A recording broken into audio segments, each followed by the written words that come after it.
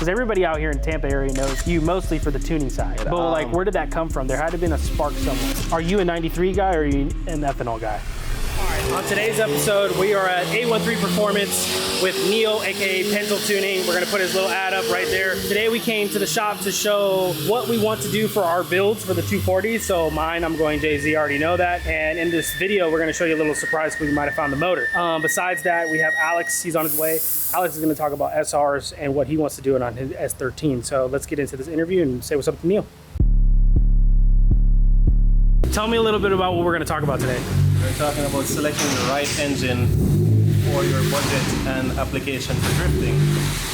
Cool, so in this video, we're gonna learn what we're gonna put in the S13, how we're gonna put it in the S13, and what we're gonna do to manage it, correct? Because you're the man, the myth, the legend when it comes to the tuning.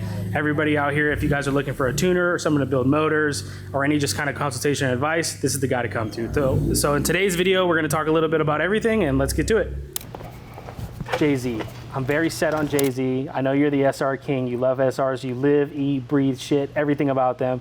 But I just personally in my heart, JZ, because we know from just talking behind the scenes what the plan is for the car, right? Mm-hmm. I want to go 1J. I've always just been prone to 1J is great for drifting. You know, it's like a 2.5 liter, better torque, kind of faster response, better for drifting. That's just kind of what I've been baked with. Maybe today you could tell me a little bit about the benefits of JZ and then maybe just going into maybe a 2J. So because we've kind of talked about it. All right, so the question I always get asked is 1J versus 2J. No, I love both of them. Any JZ is the right JZ. Apart from the one in the IS300, throw that junk away. However, due to the rods and pistons being weak. And that's a GE. That's a GE. Yeah. You can run a GE, but you have to use the non-VVTi, which has the stronger rods and pistons. But as it relates to JZ, any GTE is good. 1JZ, 2JZ. The difference is being 2.5 liters versus 3 liters. So 2500cc versus 3000cc. Displacement, there is no replacement for displacement. We already all know that. 1Js have a phenomenal sound. 2Js sound good, but I rather the 1J. It's closer to the RB,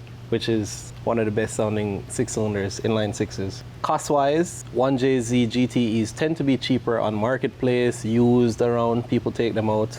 Problem is they didn't come in anything in America, in North America. No car came with a 1JZ GT. And the 2JZ GT or 2JZ GE came in many cars. So if, for instance, normally what happens if you rod knock, if you blow a 1JZ up, nobody goes back and gets another 1JZ. Since everything is interchangeable, they just get a 2JZ from something in a junkyard.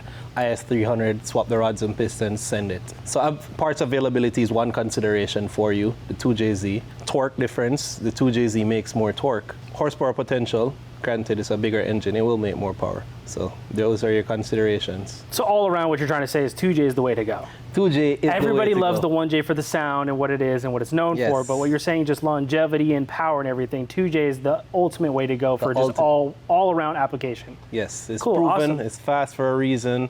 It's drag racing, drifters, you'll see them all running 2Js, and there's a reason for that. Right, so we talked a little bit about the JZ you have here in shop, which, you know, we can talk about that off camera and stuff like that. All right, so this JZ came out of a JDM MK4 Supra. This is the 2JZ GE non-VVTi. So this is fitted with the non-turbo, with the turbo rods, high compression pistons. I believe is 10:1 compression ratio. It's fitted with a W58 transmission. Normally, I get a swap like this and it's gonna go into something. First thing I do, find out the customer's horsepower goal, pull the intake manifold, throw that thing away, pull the exhaust manifold, throw that thing away, get an aftermarket exhaust manifold, put on there, aftermarket intake, forward facing, so you don't have this anymore, and then delete the distributor, this ugly distributor, you can delete it. Many companies sell an aftermarket trigger kit. So this is where a standalone comes in because you can use various triggers. They have some that are fitted in here, some that are fitted on the crank. There are different options. You have different options. Personally, again, something like this unopened. For me, if a customer came in here wanting this, I would on ethanol push it to 500 unopened. Perfectly fine. And it'll bang limiter all day. Bang limiter all day. Awesome. They live. The pros are it's a stout motor. One of the best things you can get. You can go to the auto parts store and get stuff for this because this is essentially the same engine that came in the SC300 here and the Mark IV Supras here, non-turbo. So you can go to the parts store and order stuff directly for it. You can't for this. Only few things swap over between the front wheel drive. No rear wheel drive SR came to North America. Same thing with the RB, there's no interchangeable parts with anything in America because the RB never came to North America. But there's some stuff that's swapped with the KA, with front wheel drive SR, different little parts, seals, gaskets, whatever. The JZ, the downside is the weight. Now your car now becomes nose heavy, but you're changing your suspension to compensate for that. What else? The cams aren't the most aggressive cams, but you're fitting it with aftermarket cams anyway, so you can do that. But the stock cams are good to do whatever you want to do. The one thing I can say for all these motors is that there's a lot of aftermarket potential in every option that you can go through. And then, you know, if you're going for JZ, you can turn this GE into a turbo monster. This guy, you can go either way. That right there already looks like it's ready for some fun. So I think the aftermarket like lay of the land is big for these motors here. And one motor we're missing is a KA, and I wonder why. Because that's what you pull out the car. However, KA is a good motor too. I don't like the long stroke. I'm not a big fan of the big displacement 2.4 liter. I like a over square engine. I like a square engine, so 2 liters. 2 liters, 3 liters. Yep. I mean, the 2.5s are okay. 2.5s are okay in 6-cylinder form, not in 4-cylinder form. I would not take a 2.5 liter 4-cylinder. Right. Yeah. So one question that I didn't get to ask you in our first video is, what is your opinion on the 1.5 JZ? The 1.5 JZ, it works. I just had one yesterday on the dyno. It made it 845 horsepower on a 6466. Super quick spooling, all of that, but I'm not a fan. And here's the reason why. And I'm going to get blamed for this. And I think I know why. Here's why I'm not a fan of it. The 1JZ head, I'm not a big fan. It makes all the right sounds. I give it that. However, the 2JZ head flows way better. I would take this head and put it on a 1J block before I take a 1J head and put it on a 2J block. I'll do a 1.2 JZ is what it's called. People have run it successfully, but I like the 2JZ head, how it flows, how it makes power over the 1JZ head. Granted, when doing this, you would lose the sound because the head is where the sound is at with a 1J.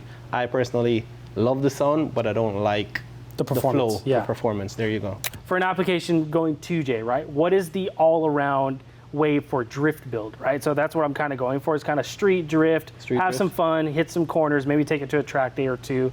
It's really solely purposed towards drifting, not the more like I'm trying to go straight fast.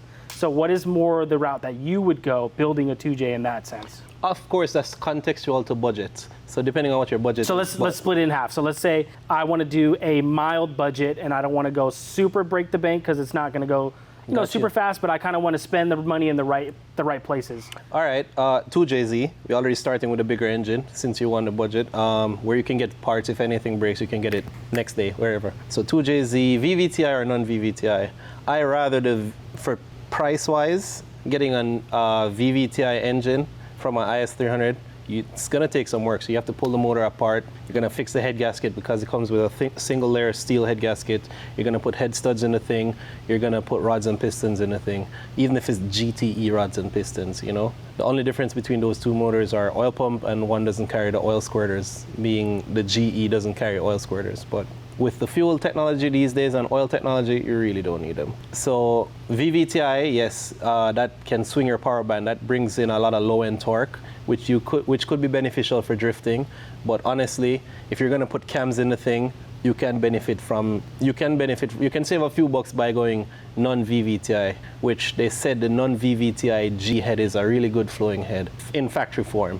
Right. Yeah, so there's that. Cool. So basically, for my application, what I'm thinking is I would go 2J, GE, go cams, and just bolt on a turbo and an intake manifold and send it. So non-VVTi GE, yes, which has the thick rods. Yes. Bolt a turbo manifold on the thing, put reputable injectors in the thing, an intake manifold so it doesn't cross the head. So you're doing a forward-facing intake manifold, and that's pretty much it. A proper engine management with a proper tune, you'll live at 500 all day with that thing. So personally, on a tuning side, we can get a little bit more into your tuning capabilities and stuff in a bit. But VVTi, non-VVTi, tell me the difference between both and what the benefit and not benefit of each one can do. All right, so VTi is variable valve timing with intelligence, that's the I. So VVTi, how it works is that you can advance the cam, which gives you low-end power, the intake cam only. And the benefit to that is having it, yes, it's always going to be beneficial having it, because versus a fixed cam, yes, you can still make the same power potential. It doesn't affect up top. Up top is the same thing. However, down low, you get that quick spool, you get all of the benefits of being able to advance a cam. Some people don't use it, some people do. However, if it's you having it there is potentially, it's just better because you can advance. It's just something like you have in your back pocket, like an extra Exactly. tool. Even if you don't use it, you have the ability to use it to make more power, low-end power. Can you disengage it in tuning? You can. Okay, yes, cool. but I don't ever. I use it because I've seen 100% of the time I've seen gains in using it, in widening the power band. It's not peak power as such, so if you were to do the same setup on a VVTi versus a non-VVTi, you're gonna end up making the same peak power. However, you're gonna have a wider power band with the VVTi because you can bring in the power so much sooner by advancing that cam. Oh, that's super cool. Now going into your tuning capabilities, right? So tell me a little bit of background of your tuning style, where you got, what was the first car you tuned? Kind of like, where does tuning come from you? Because everybody out here in Tampa area knows you mostly for the tuning side. For the tuning side. But like, where did that come from? There had to have been a spark somewhere.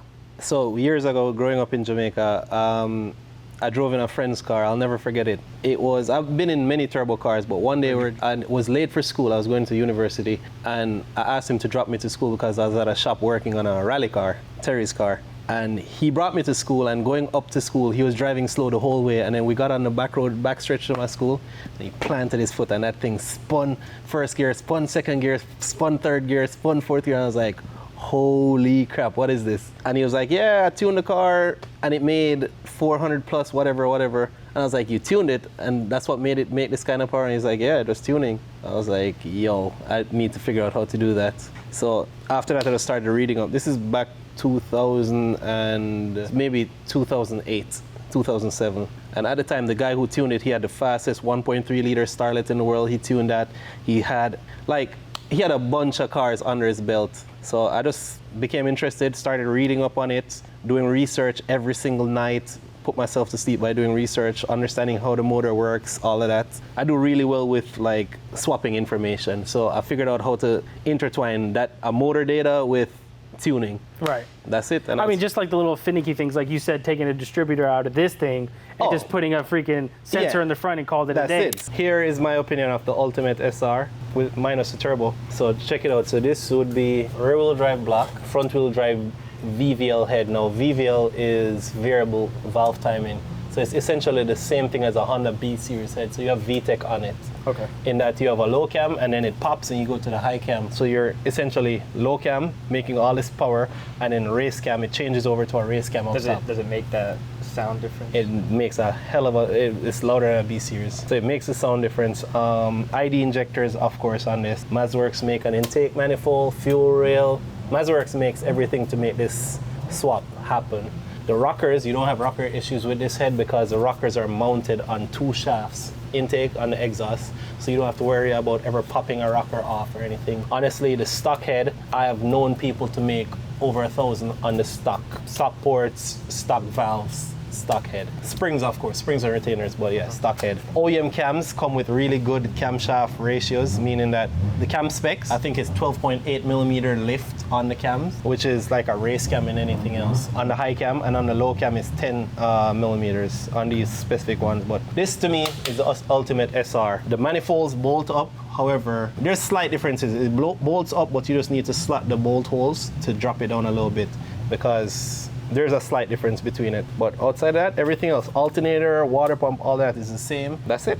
The reason I'm so set on going SR is like, first off, the sound. They sound incredible. A really good sounding 2-liter 4-cylinder. I know it's a little harder to make power out of them, but you know, you really got to put the money and the time into them. But I don't know. The SR is just, grew up watching LZ with like all his early S13 videos, and that car, I think it's stroked now and it sounds different.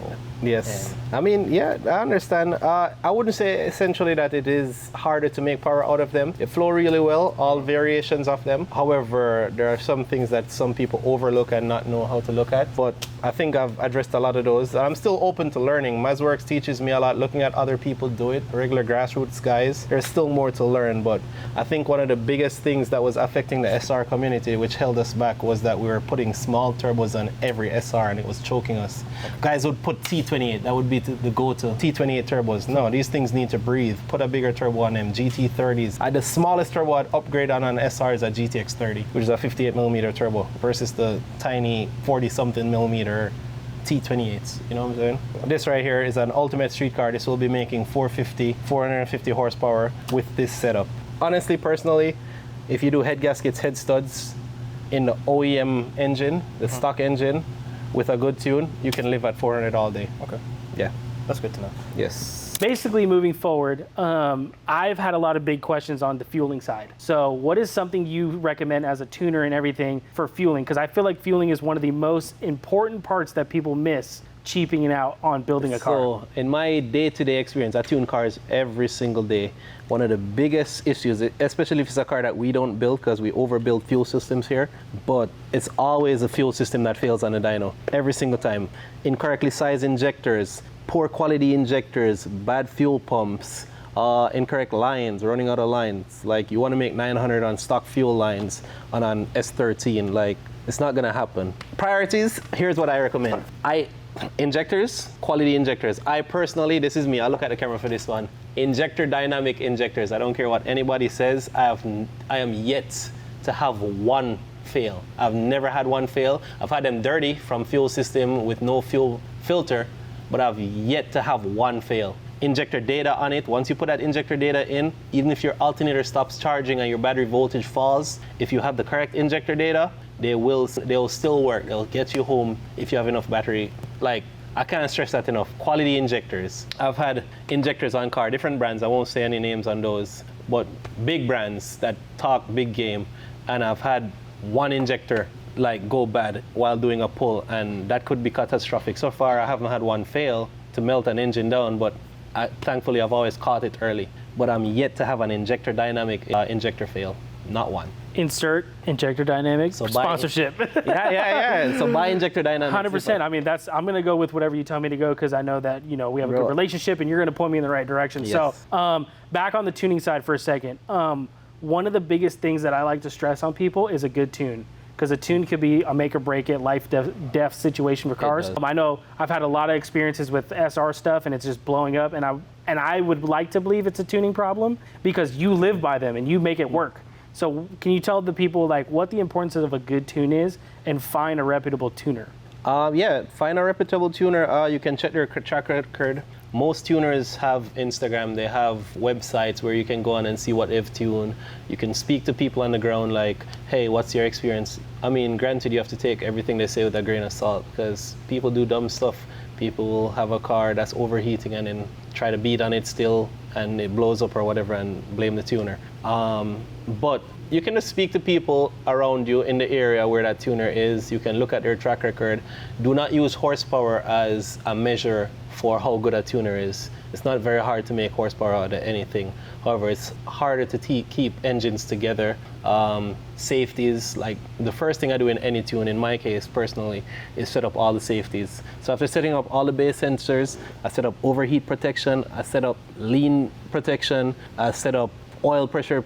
Once the car is equipped with the sensors to do this, those are the first things I set up. You basically get a lay of the land. Lay of the land, and you set up where if something fails, the computer will catch it way faster than I will or any tuner will. So if the oil pump fails and you don't know, and the engine is still revving, the computer will see, hey, you're at 3 psi oil pressure and you're at 9,000 RPMs. Let's cut spark, let's cut fuel. So I set up those bases as my basic first. Now that's a good tuner setting that stuff up. So don't use horsepower as a measure. Any tuner can make 900 on a car. It may not live long. He'll make 900 today and then tomorrow the engine is dead. So it'll look good on the screen for today, but tomorrow it might not look good in your pocket. Exactly. So while horsepower is a consideration, it is not the only consideration for your decision in choosing a tuner. After you choose your tuner, the second move is to choose your ECU. What is that tuner most comfortable with?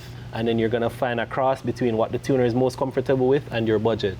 If you can't afford that ECU, you can't afford that tuner. Don't give him an ECU he's unfamiliar with, because now he has to bill you more for learning the software and learning the ECU and then also tuning it.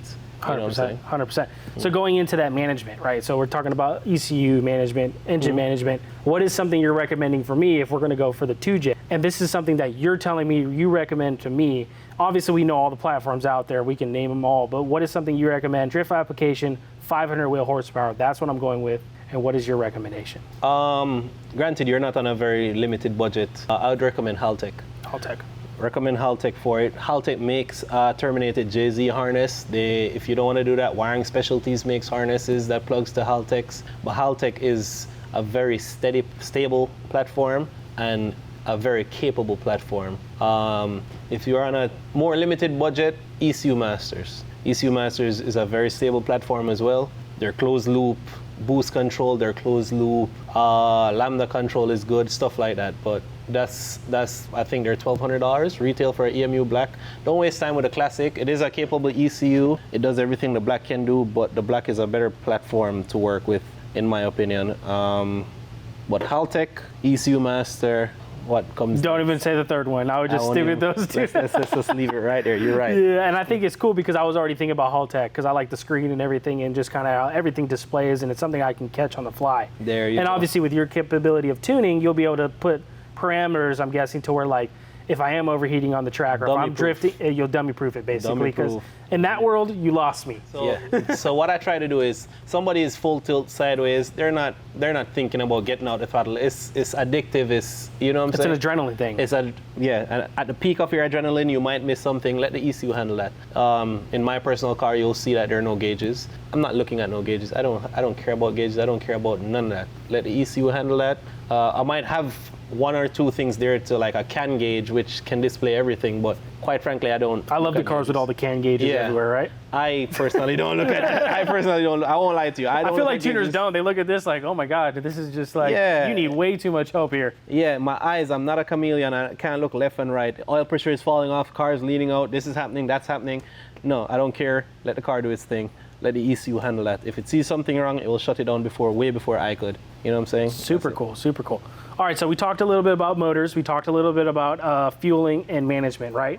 So what are anything that you can talk about on your end for my car specifically? What are some advice you can give me maybe for trans, diff, axles? Do any of that play into play, or like, you know? It all comes into play. Here's the thing about any car, any program that you're running, if it's a drift program, drag program, whatever, it all comes into play hand in hand.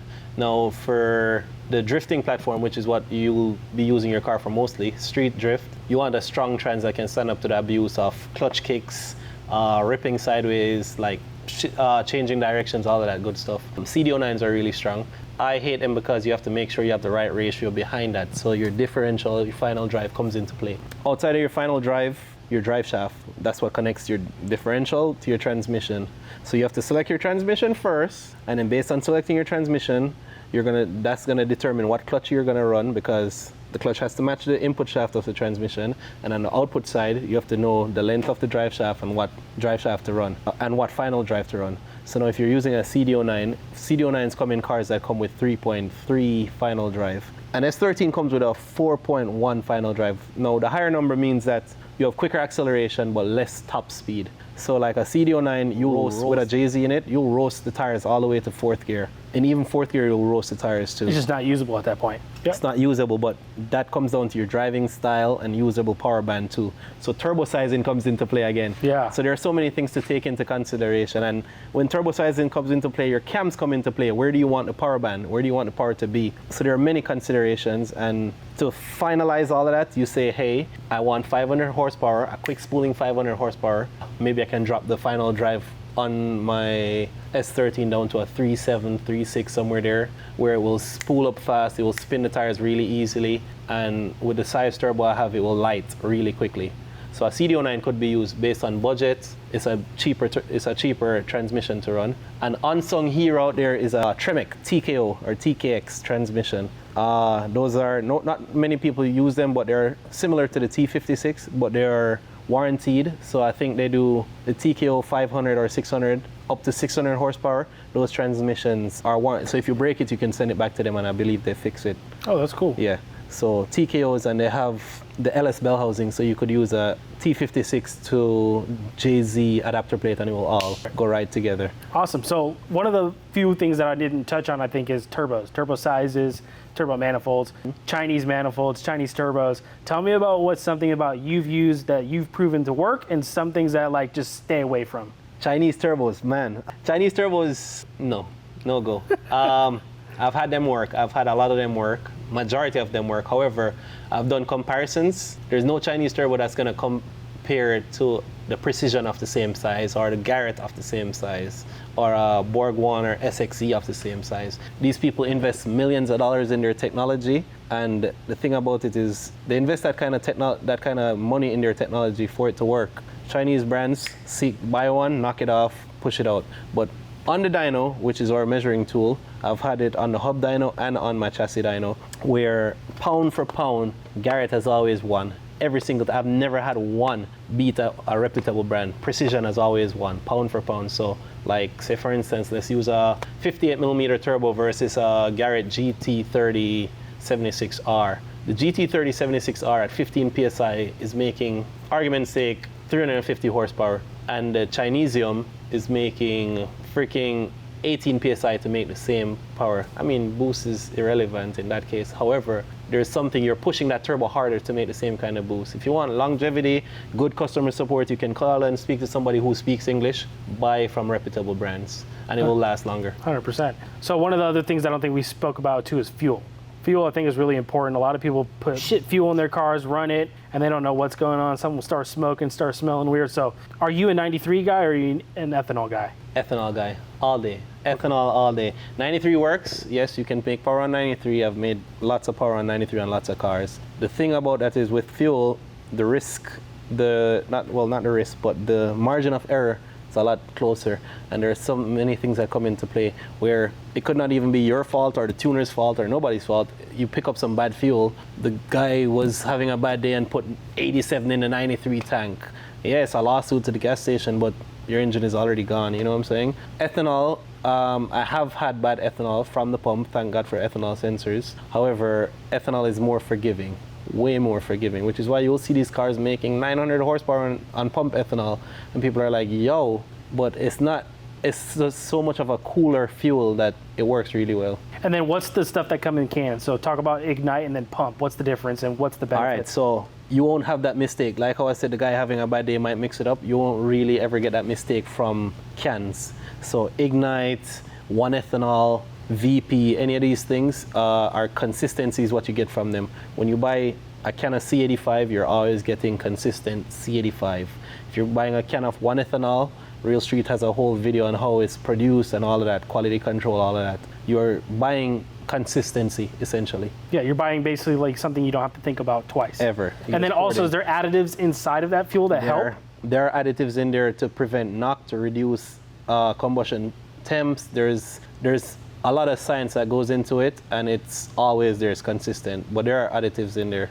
So talking about fuel and additives and et cetera, flex fuel. I think that's something that we haven't talked about, right? So flex is something that you can do in a tuning capability to go from 93 to E85, kind of find something in between. So for my application, is there a flex fuel option for me? There is a flex fuel option. And then maybe just talk a little bit about flex fuel. Yeah, so flex fuel is essentially having two fuels. You have an ethanol-based fuel, and then you have a regular gasoline fuel, 93 or whatever. You can flex between race gasoline and ethanol as well. Now you have a content sensor. The content sensor is placed in your return line, and it sniffs the content of ethanol and adjusts the tune accordingly. It doesn't automatically do this. The car needs to be tuned on both fuels, and then a blend table needs to be set up.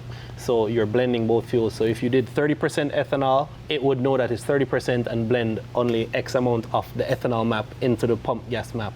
Or if you had 60% ethanol, it would blend X amount of the ethanol map into the pump gas map. As the ethanol content rises, it blends another map in. And then eventually when you're at whatever the tuner sets it up to be, typically I do anything above 75% ethanol, it'll do only the ethanol map. And that's how it blends. If it sees really low ethanol content, it just reads the pump gas map as a safety. So it will pull timing out, it will pull boost out, you know, it changes the fueling for it. So do you suggest flex fuel for everybody? Because sometimes, you know, pump E can measure sometimes between E90 all the way to E60. Yes. So I think flex fuel is probably the way to go for a lot of people. Flex fuel is the way to go. If your budget allows it, most tuners charge a little bit more because it takes that much more time. Even if you're doing only ethanol, you can still do somewhat flex fuel where it blends. If you get poor ethanol up to like 60% up to 80%, it will blend. It will still blend. Even if you're not using pump gas at all, you can still do a flex fuel blend on just ethanol. Awesome. Cool. Is there anything else that I missed out on the build? Is there any advice you give me? Is there anything else that we just left out for the people that are watching that are maybe grassroots trying to build a car for their own? Like something that you can give them some advice on? Advice would be real with yourself. You know what your budget is. Don't like sit down, pencil out your budget, know what you can afford, because it's going to frustrate yourself. It's going to frustrate everyone in the process of building that car. If you know you only have 10 grand to build a drift car and that needs to include purchasing the car, then maybe you should probably think about, hey, maybe I shouldn't do this yet, get my life where I can afford it. I'm not saying that you shouldn't be in the sport. You can buy a stock car, you can buy a stock 350Z or something, but don't expect to build an 800 horsepower, 500 horsepower car that's going to be reliable, that you can take to the track and beat for $10,000. You have to consider engine management, the services of tuners, fabricators, fuel costs, tire costs, all of this stuff. You have to be, that's the very first step. Consider how much money you have to work with. And then from there, you can make educated decisions based on your budget, really. So basically the advice you give to people is just kind of figure out what the budget is with yourself internally. And then from there you can go and do what you need to do. And nothing irks me more than somebody walking in the shop and saying, yeah, money ain't a problem. The minute I hear that, I don't want to do business with you, because very likely money is going to be a problem. Well, those are the type of people I feel like you run into that are like nitpicky about certain things. When it's like, oh, we need this extra sensor or this extra thing, they're just like, why? Which is true, yeah. Why do you need that? And I don't mind explaining to people, but when that explanation feels like you're second guessing my decision, then I don't want to do business with you. Like if I tell you need an oil pressure sensor on this car, it's because the more data I have is the more safeties I can set up. The ECU cannot do any safety cuts, cannot offer any protection without data. The ECU need data, and how it gets that data is based on the sensors fitted to the engine. So fuel pressure sensor, if your fuel pump is going bad, that fuel pressure sensor will catch it, because the minute you start going up in boost, the fuel pressure is falling and the ECU is like, hey, what's going on? Why don't I have fuel pressure? You're at 10 pounds of boost, you should be at least 53 PSI of fuel. Something is going on. Let's start backing this off. And you can set up implement cut or safety regimens for that. I think one thing that we probably left out, which might be one of the most important, is ignition coils, or ignition, right? Your ignition system, it is very important. Spark plugs, starting with your spark plugs. Depending on what engine you go with, you have to get the appropriate spark plugs. Not all spark plugs are created equal, but you do want to get colder plugs for running higher horsepower. Running higher horsepower means you have more heat in the combustion chamber, and the spark plugs help dissipate that heat to the cylinder head. So you need to run a step colder plugs or 2 steps depending on your horsepower goal. And then now you're putting boost, like in a GE, it wasn't designed to have boost inside. So you're putting boost in there. So the ignition system needs to be beefed up. So you need to up your ignition coils. Now you can do coilover plugs or smart coils. We have a couple examples here. Like this is the factory GTE ignition coil. These are dumb coils. The highest I've personally taken these on the stock igniter is 900 plus, but I've had them fail as low as 400, 450 horsepower. So I do always recommend upgrading the coils to something like a smart coil. It's like a pencil coil. So each spark plug has its own coil. So the spark force is that much stronger. Instead of sharing, like this one has it, but normally you would, like a GE would have a plug wire going from this and they have to share the power. Now individual coils give you that much more potential for more horsepower. And breakups, you don't want to have breakup mid-drift, they're failing. These are smart coils, they don't need an igniter to run, so you delete the igniter out of your wiring harness and they're that much stronger. You have the big daddy of a lot of coils. This is the IGN-1A, which are marine coils, but they have a really strong output. So that's one thing to consider is ignition system. You want to put a strong coil on it, and you want to have the correct spark plugs, because those can fail and those can be catastrophic. And what about gap on spark plugs? People don't think about that when they run ethanol or different blends or et cetera. They don't think about gap, even boost. So the first thing, everybody comes here, every time a car comes here for me to tune, the first thing I ask them is what gap is on the plugs, what plugs are you in? Are you running? Because I normally send a pre-tune list and have them check it off, but I still verify, and then I set base timing. Now with a timing light, now the gap has to be tighter than the plug normally comes. You cannot run a wide gap if you have a weak coil. If you have a stronger coil, yes, you can run a wider gap. However, bear in mind that the gap is the distance that the spark has to jump. If you're running 30 PSI of boost, it's trying to blow that spark out. So you need to run a tighter gap. And there is no set number. Every application is different. Every single motor responds differently to different gaps. Every coil responds differently to different gaps. Another thing to consider is resistor and non-resistor spark plugs, because some resistor spark plugs tend to cause feedback, or non-resistor tend to cause feedback into the ECU. So you'll lose RPM randomly and you're wondering why, hey, my car has an electrical problem, when really you're just running the wrong spark plugs, and that noise is going back into the ECU, feeding back in. So there are some considerations. So just consult with your tuner. If they have the experience, they'll know.